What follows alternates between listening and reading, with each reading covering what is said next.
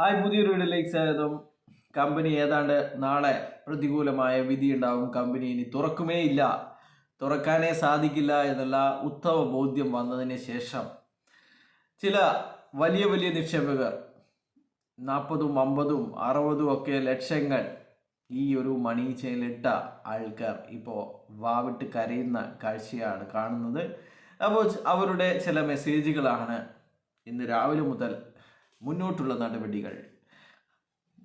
നമ്മുടെ കമ്പനിയെ എങ്ങനെ പ്രൊട്ടക്റ്റ് ചെയ്യാം, ലീഡർമാരെ എങ്ങനെ പ്രൊട്ടക്റ്റ് ചെയ്യാമെന്ന് മാത്രം കരുതി ഉണ്ടാക്കിയിരിക്കുന്ന ഗ്രൂപ്പിലെ വരുന്ന ചില മെസ്സേജുകളാണ് നിങ്ങളുമായിട്ട് പങ്കുവെക്കുന്നത്. അതിന് എനിക്കുള്ള മറുപടികൾ. എന്തായാലും എനിക്കവിടെ മെസ്സേജ് ഇടാൻ സാധിക്കില്ല.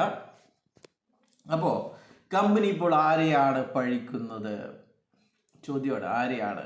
പൈസ ഇട്ടവരെയോ, അല്ലെങ്കിൽ ഈ തട്ടിപ്പ് പുറത്തു കൊണ്ടുവന്നവരെയോ, അല്ലെങ്കിൽ ഈ പൂട്ടിയ ഗവൺമെൻറ്റിനെയോ, അത് ശരിവെച്ച കോടതിയെയോ? ഇത്രയും വലിയ പ്രൊജക്റ്റുകൾ, ഫണ്ട് സമാഹരണം, വലിയ പ്രൊജക്റ്റുകളാണ്. എന്ത് വലിയ പ്രൊജക്റ്റാണ്? ഫണ്ട് സമാഹരണം അത് വലിയതാണ്. 3100 കോടി എന്ന് ഇപ്പോഴും ഈ കമ്പനിയുടെ CEO പറഞ്ഞു നടക്കുന്നുണ്ട്. 3100 കോടിയുടെ ടേൺ ഓവറുള്ള കമ്പനിയുടെ CEO ആണ് ഞാൻ എന്ന് പറഞ്ഞിട്ടാണ് നടക്കുന്നത്.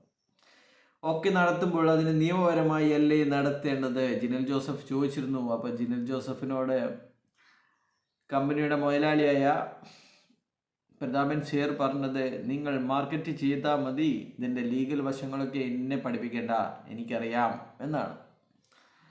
അത് ചെയ്യാതെ, അതിനെക്കുറിച്ച് കൃത്യമായി പഠിക്കാതെ ഇത്രയും വലിയ ഒരു ലക്ഷ്യത്തിലേക്ക് പോയപ്പോൾ എങ്ങനെ തെറ്റുപറ്റി എന്ന് ചോദിച്ചു കഴിഞ്ഞാൽ, തെറ്റാണെന്ന് അറിഞ്ഞുകൊണ്ട് തന്നെയാണ് ഇതൊക്കെ ചെയ്യുന്നത് എൻ്റെ മാഷെ.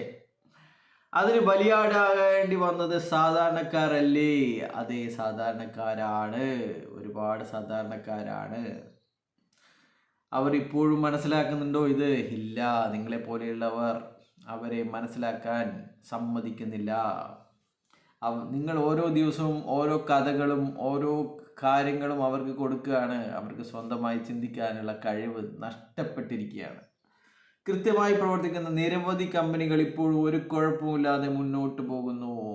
അപ്പോൾ ഇവിടെ നമ്മുടെ കമ്പനിക്ക് സംഭവിച്ച വീഴ്ചയ്ക്ക് വേറെ ആരെയാണ് കുറ്റം പറയേണ്ടത്? പ്രതാപനെയും ശ്രീനെയും നിങ്ങൾക്ക് കുറ്റം പറയാൻ പറ്റില്ലെങ്കിൽ പോയിട്ട് വേറെ പണി നോക്കൂ, കിളക്കൂ എന്നൊക്കെ പറയുന്ന ശ്രീന പറയുന്ന പോലെ പണിയും നമ്മൾ പറയേണ്ടി വരും. പോയി കിളച്ചൂടെ നിങ്ങൾക്ക്? എന്നൊക്കെ പൂർണ്ണ ഉത്തരവാദിത്തം കമ്പനിയുടേത് മാത്രമാണ്. പിന്നെ പ്രൊമോട്ട് ചെയ്ത ലീഡർമാർക്കും ഉണ്ട് കുറ്റം. പിന്നെ പൂട്ടുന്നതിന് മുമ്പ് വരെ പണം നൽകിയിരുന്നു എന്ന മണ്ടൻ വാദം. പൂട്ടുന്നവരെ പണം നൽകിയെന്നാണ് 1,80,00,000 ആൾക്കാരും പറഞ്ഞിരിക്കുന്നത്. ഇപ്പോൾ പറയുന്നത് അത് മണ്ടൻ വാദമാണ് എന്നാണ് പറയുന്നത്.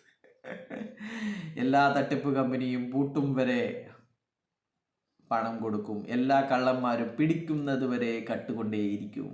ഇതൊക്കെ യൂണിവേഴ്സൽ ലോ ആണ് അല്ലേ? എല്ലാ കള്ളന്മാരും പിടിക്കുന്നത് വരെ കട്ടുകൊണ്ടേയിരിക്കും, അവർ അത്രയും കാലം മാന്യന്മാരായിരിക്കും എന്നുള്ളതാണ്. പൂട്ടുന്നത് വരെ പണം തിരികെ ലഭിക്കും എന്നല്ലല്ലോ പ്ലാനിൽ പറഞ്ഞിരിക്കുന്നത്. അതെ, ആജീവനാന്ത കാലം, തലമുറകളോളം നിങ്ങൾക്ക് ഇത് പണം ലഭിക്കുമെന്നാണ് പറഞ്ഞിരിക്കുന്നത് അല്ലേ? പിന്നെ എങ്ങനെ ഇത് പൂട്ടിപ്പോയി? ചോദ്യമാണ്. പക്ഷെ ഇതിനൊന്നും ഉത്തരവില്ല. ഇനി അടുത്ത നിമിഷം തന്നെ ചിലപ്പോൾ ഇവനൊക്കെ നേരെ തിരിച്ചും പറയും. ഹൈറച്ചോളികൾ അല്ല, നെഗറ്റീവുകാർ അങ്ങനെയാണ് ഇങ്ങനെയാണ്, വത്സൻ മറ്റേ അക്കര കന്നഡ എന്നൊക്കെ പറഞ്ഞിട്ട് ഇവനൊക്കെ വരും. അതുകൊണ്ട് ഇവൻ്റെയൊക്കെ പാട്ടിന് വിട്ടേക്ക്, ഇവനൊക്കെ പറ്റും പോലെ ചെയ്യട്ടെ എന്നാണ് പറയാനുള്ളത്. ബൈ.